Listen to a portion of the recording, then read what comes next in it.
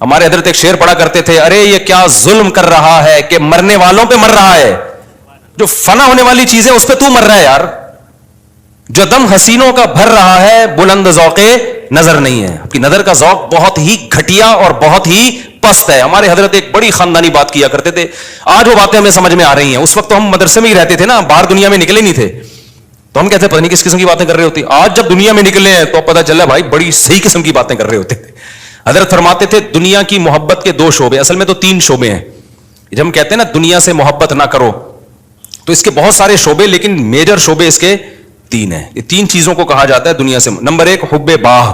باہ کا مطلب شہوت پرستی, ٹھڑک, لڑکیوں کو دیکھنے کا ہر وقت, فحش فلمیں کا, اور ہر وقت جو ہے نا حلال پہ کم بخت کو قناعت ہی نہیں ہو رہی ہے. کچھ ایسے ٹھرکی سوسائٹی میں ہوتے ہیں کہ نہیں ہوتے, کہیں کوئی انٹی گزر رہی ہو تو گھر تک پہنچا کے آئیں گے اس کو.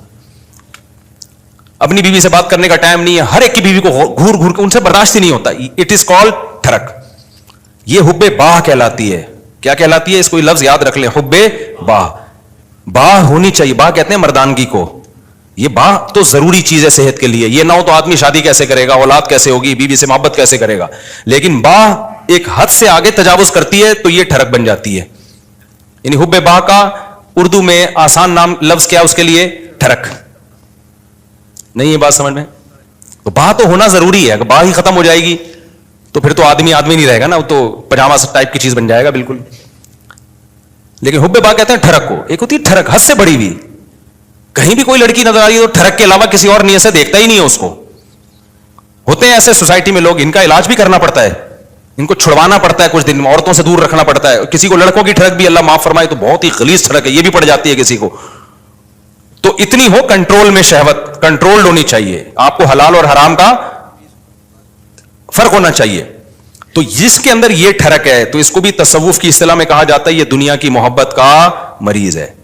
ہوتے ہیں کچھ لوگ ایسے, نماز بھی پڑھ رہے ہیں, روزے بھی رکھ رہے ہیں, زکاتیں بھی دے رہے ہیں, اللہ اللہ بھی کر رہے ہیں, مگر کہتے ہیں بھائی عورت ہماری مجبوری ہے. بھائی وہ کیا کہتے ہیں بھائی, تو بس وہ کہیں بھی ایسے, میں نے دیکھا کاؤنسلنگ کرنے والے نیک لوگ کسی خاتون کو سمجھا رہے ہیں کہ اپنے شوہر سے محبت کرو. اتنی محبت سے سمجھایا کہ عورت کو اس سے محبت ہو گئی, کیونکہ اس مرد کے اندر ٹھڑک تھی. یہ سمجھاتے ہوئے اس کی نیت کیا تھی؟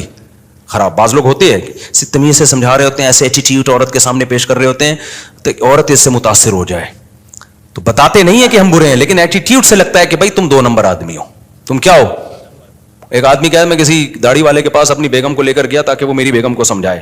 وہ داڑھی والا کہہ رہا آدھا گھنٹہ تک میری بیگم ہی کو دیکھتا رہا کم وقت. کہہ رہا مجھے اتنا غصہ آیا.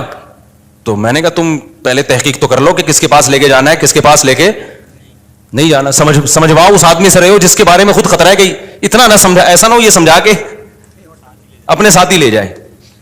بعض لوگ سمجھانے کے لیے گھر پہنچ جاتے ہیں. تو ٹھڑک کہ بھائی جو اللہ نے آپ کے لیے بنائی ہے وہ آپ کی ہے, باقیوں سے نا امید, ختم, ہماری کچھ نہیں لگتی, ایسی کی تیسی جاؤ بھائی.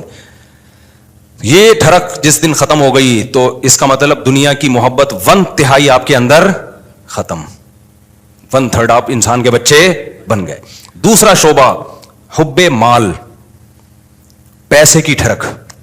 پیسے کی محبت بری نہیں ہے, یہ نیچرل ہے, کیونکہ پیسوں سے بہت ساری ضرورتیں پوری ہوتی ہیں انسان کی. محبت نہ ہوگی تو کمائے گا کیسے؟ ایک آدمی کو نوٹ اچھے ہی نہیں لگتے تو وہ صبح جائے گا, کمائے گا, مزدوری کرے گا وہ.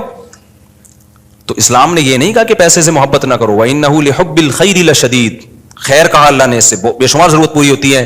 جیسے باہ کی محبت بری چیز نہیں ہے, ٹھڑک بری چیز ہے, ایک لمٹ میں ہونی چاہیے, ایسے ہی پیسے کی محبت بھی بری چیز بولو نہیں ہے, نیچرل ہے. کوئی کہتا ہے نا کسی عالم کے دل میں پیسے کی طلب ہی نہیں ہے, جھوٹ بولتا ہے وہ. کیوں نہیں ہے بھائی طلب؟ یہ کیسے ممکن ہے کہ ایک عالم دین و بزرگ کو پیسے کی طلب ہی ختم ہو جائے؟ وہ کھائے گا کہاں سے؟ بھیک مانگے گا لوگوں سے؟ بیوی بچوں پہ کیسے خرچ کرے گا؟ پڑھائے گا کیسے اپنی اولاد کو؟ اور شادیاں کیسے کرے گا؟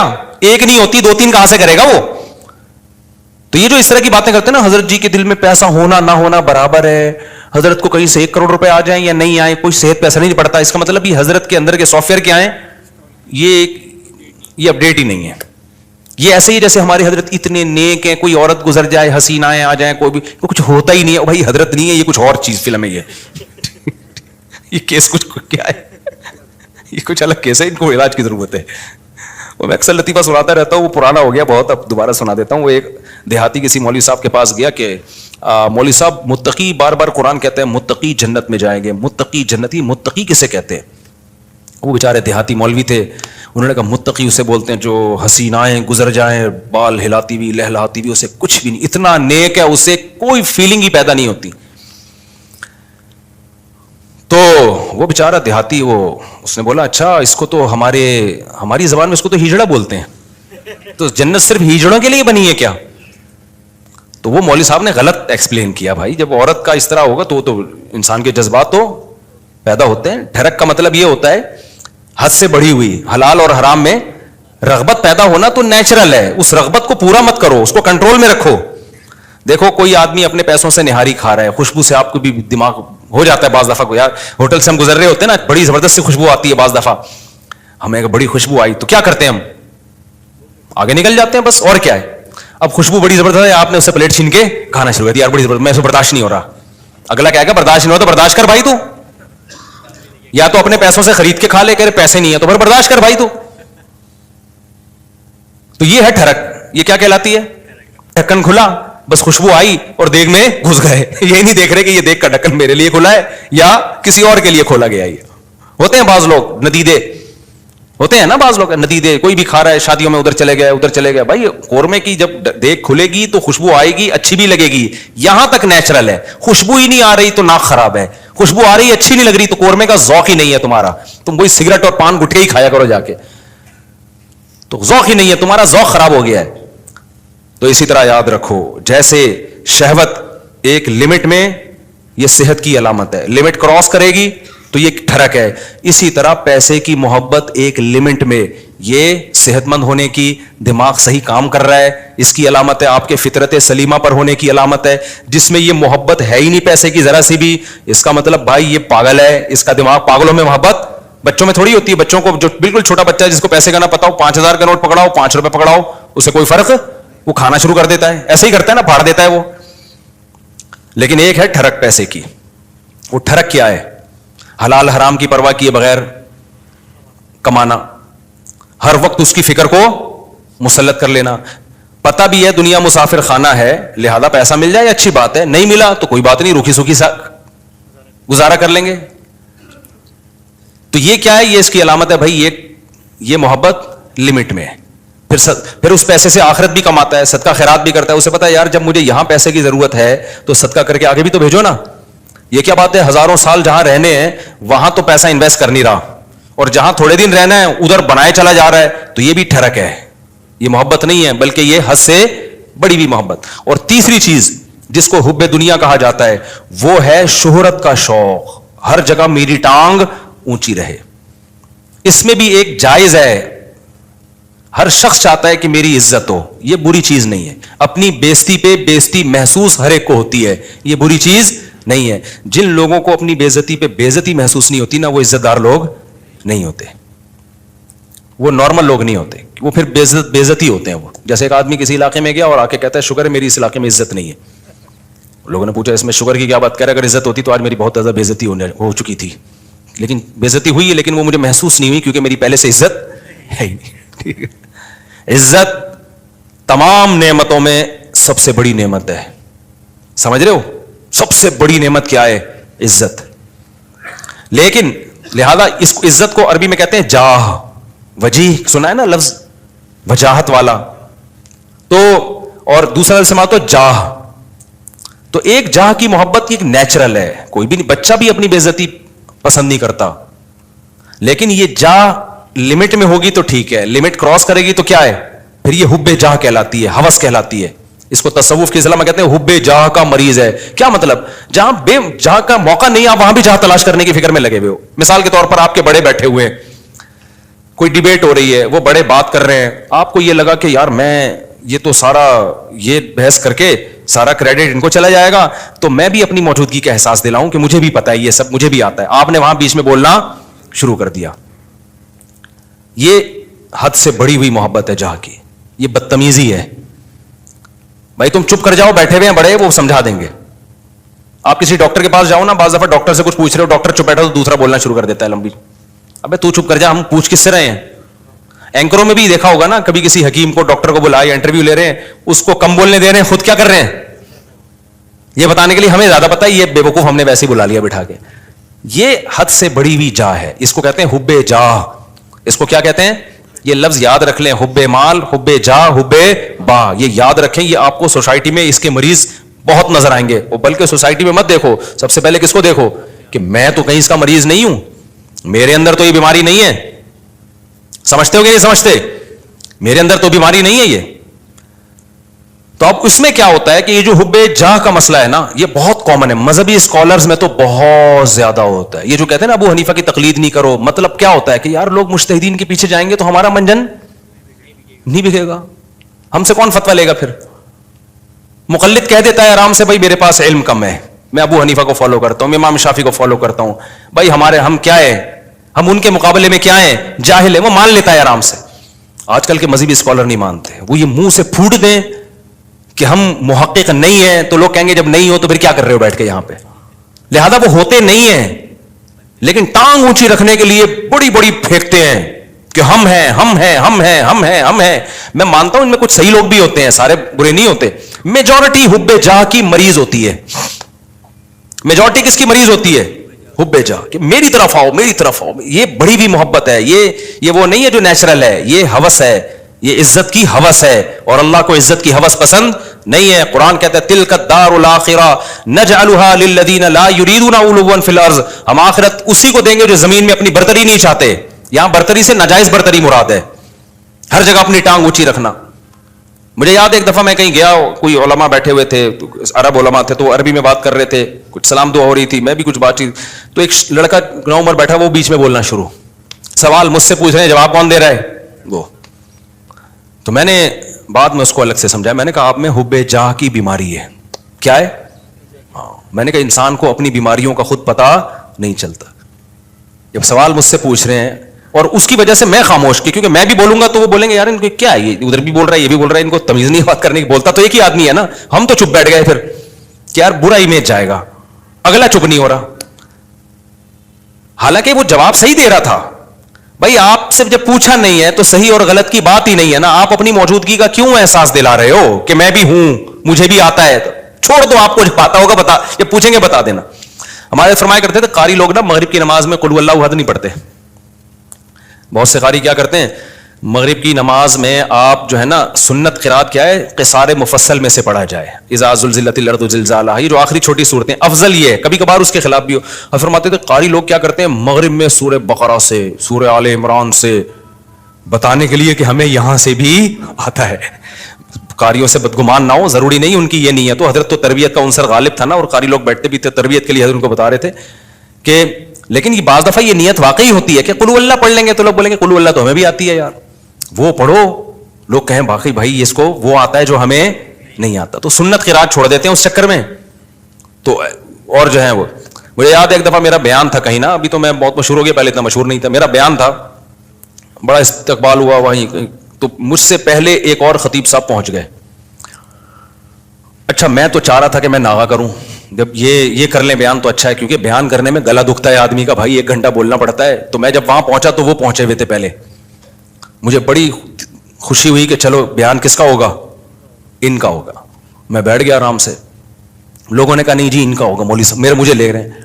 اب مجھے لگا کہ وہ جو خطیب صاحب تھے، غیبت اس لیے نہیں ہے کسی کو نہیں پتا، میں بہت عرصے بعد ہی اس لیے بھی واقعہ سناتا ہوں کہ اب کوئی جس کا واقعہ اس کو بھی نہ پتا چلے، کیونکہ مقصد کسی کو رسوا کرنا نہیں ہے.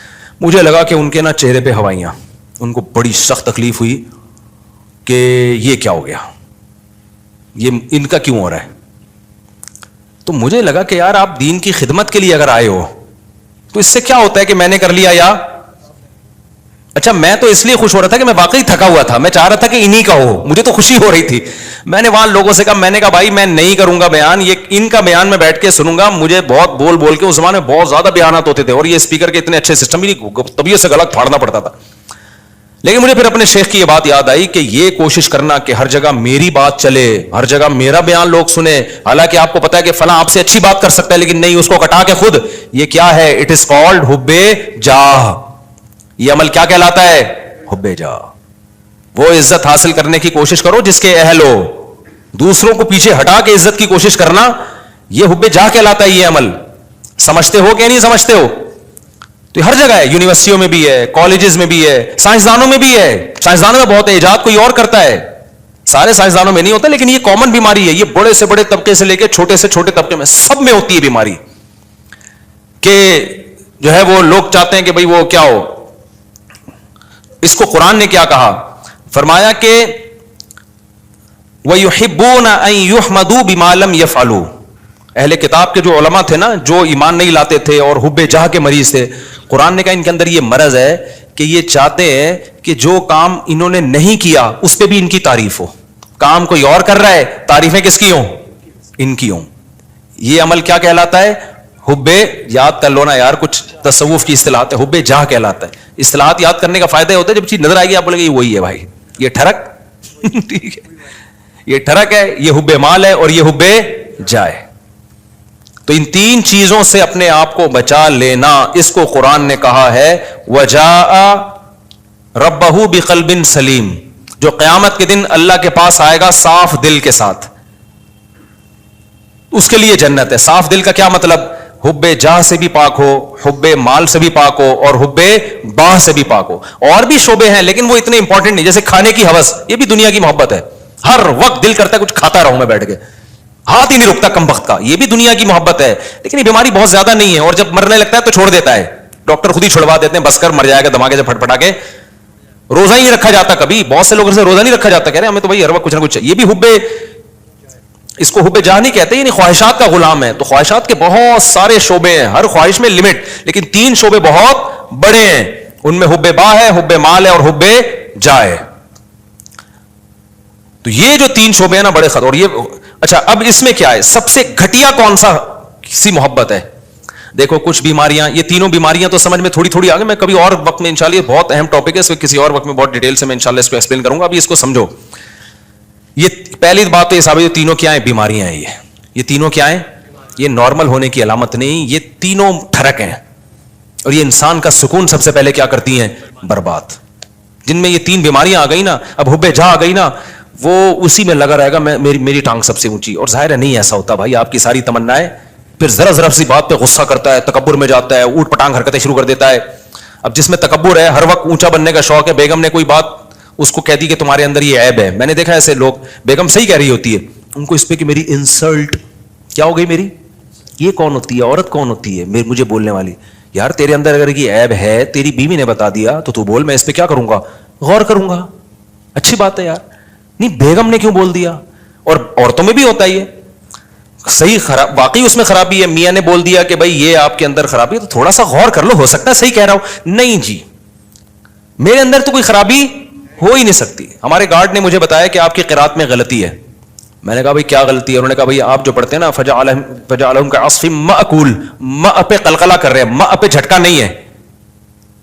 تو میں نے کہا یار بڑی نوازش, اللہ جزائے خیر دے, میں کتنے عرصے سے مجھے خیال نہیں تھا, مأکول نہیں پڑھا جاتا, یہ ماء جھٹکا نہیں آئے گا اس پہ, تو غلط پڑھ رہا تھا میں. اس نے مجھے بتا دیا, میں نے کہا زندہ باد زند. اب جیسی اگر وہ مجھے کہتا استاد جی آپ کی قرات میں نے غلطی آ رہی, میں کہوں ایک دم مجھے ناک سے دھواں اور کان سے دھواں نکلنا شروع ہو جائے. میں بولوں میں نے 3 سال مفتی رشید احمد صاحب کے امامت کی, حضرت بہت سخت تجوید کے, وہ سخت تھے نا, ذرا سی دائیں بائیں غلطی نہیں کرنے دیتے. انہوں نے میری غلطی نہیں نکالی.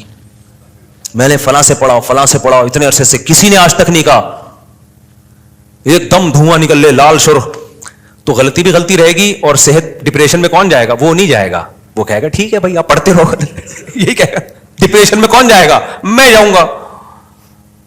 تو میں نے بولا بھائی ہم نے یہ دعویٰ ہی نہیں کیا کہ ہم سے کوئی غلطی نہیں ہو سکتی, بھائی ہم نے غلطی ہو رہی ہے تو میں نے کہا بتاؤ یار. انہوں نے کہا فجعلہم کعصف مأکول, جھٹکا لے کے پڑھ رہے ہیں. میں نے کہا چلو آئندہ دوبارہ پڑھوں تو بتانا.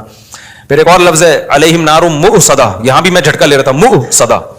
اس نے کہا استاد جی آپ نے غلطی ٹھیک نہیں کی ہے. پھر وہی میں نے کہا مجھے زبان پہ وہ چڑھ گیا ہے وہی لفظ. آج علم ترا میں نے جان کر پڑھی, پھر میں نے مأکول پہ جھٹکا نہیں کیا. میں نے کہا یار تھوڑا پریکٹس کرتا ہوں اس. تو اگر میں یوں کرتا ہوں, میں کہتا ہوں ایسے, میں نے دیکھا حب جاہ کے مریضوں کو نا ایک دم دھواں نکلنا شروع ہو جاتا ہے. جب آپ ان کو غلطی بتاؤ نا, ایک دم نیلے پیلے, ایک دم ناک ایسی پھول جاتی ہے ان کی. تو پھر وہ موٹیویشنل اسپیکر کو سنتے ہیں, ڈپریشن کیسے ختم کی جائے. وہ موٹیویشنل اسپیکر سن رہے ہوتے ہیں, ابے تو اپنا تکبر فرعونیت ختم کر, فرعونیت ختم کر. تو کیوں اپنے آپ کو نیک سمجھ رہا ہے, بھائی ہم نیک نہیں ہے، سیدھی سی بات ہے، ہم آڑے ترچھے ٹیڑے میڑے ہیں، صحیح ہے نا؟ تو کوشش کر رہے ہیں. اب آپ کہیں نیک نہیں ہے تو پھر یہاں بیٹھے ہوئے کوشش کر رہے ہیں بھائی نیک بننے کی. یہ نہیں کہہ رہا کہ میں برے ہیں ہم، میں تو یہ کہہ رہا ہوں ہم یہ دعویٰ نہیں کر رہے کہ ہم کیا ہیں، نیک ہیں.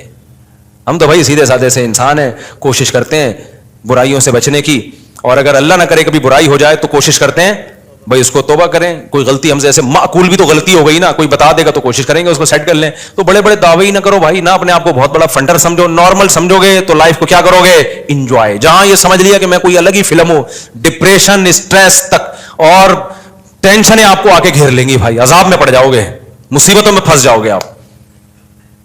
نہ پھونپھا بناؤ اپنی. ہاں جتنا اللہ نے مرتبہ دیا ہے وہ ٹھیک ہے، جتنا اللہ نے دیا. ہر آدمی کا ایک اسٹیٹس ہوتا ہے، وہ نیچرل ہے، اس سے آگے نکلنے کی کوشش. یہ اسٹیٹس تو اللہ نے کسی کو دیا ہی نہیں ہے کہ تم سے غلطی نہیں ہو سکتی، یہ تو ناممکن ہے. یہ کیوں سمجھ رہے ہو اپنے آپ کو؟ سمجھتے ہو کہ نہیں سمجھتے؟ تو اب ان جو تینوں بیماریاں، پہلے تو یہ اپنا عقیدہ بنا لو کہ یہ تین دل کی بیماریاں، حب جاہ، حب مال اور حب باہ. اس میں علماء کا جو صوفیہ کرام جو ایک بات کہتے ہیں، کیونکہ تصوف کے موضوعات ہیں یہ، اس میں صوفیہ کرام نے ایک بڑی خاندانی، ہمارے حضرت بھی فرمایا کرتے تھے کہ ان میں سب سے مشکل علاج حب جاہ کا ہے. مال کی محبت، باہ کی محبت، اس کا علاج آسان ہے. ٹھرکی ہوتا ہے نا عورت کے، تھوڑے دن دور رکھو، اللہ اللہ کرواؤ، ٹھیک ہو جاتا ہے. شادی کرنے سے بھی بہت فرق پڑ جاتا ہے. یعنی حب باہ کا آسان ہے. اس سے زیادہ مشکل علاج کس کا ہے؟ حب مال کا. سب سے مشکل علاج کس کا ہے؟ حب جاہ. یہ جو ٹانگ اونچی رکھنے کا شوق ہے نا کہ ہر جگہ میں، یہ میں سب سے مشکل سے نکلتی ہے انسان کی، اور اللہ کو سب سے نفرت اس میں سے ہے.